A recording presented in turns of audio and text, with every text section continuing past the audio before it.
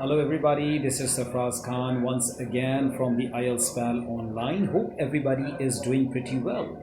So today's my video is all about synonyms and it's all about the vocabularies, because no matter you are about to take the IGCSE examinations, the Cambridge A levels, O levels examinations, Duolingo, IELTS, PTE, or whatsoever the international examinations you are about to take. So these vocabularies and synonyms can be quite crucial for you, no matter in the terms of writing and no matter in the terms of speaking as well. So watch them carefully and try to grab some main ideas. Okay, so let's get started.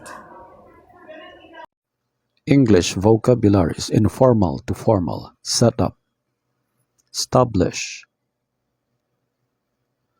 put off, postpone, seem, appear, want, desire, say no, reject, sight, vision, worse, inferior, dim, indistinct, tell, inform, use, utilize, shorten, decrease,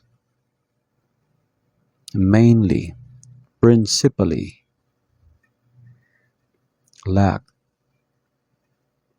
deficiency, mad, insane, empty, hollow, clear, apparent, transparent, cheap, inexpensive,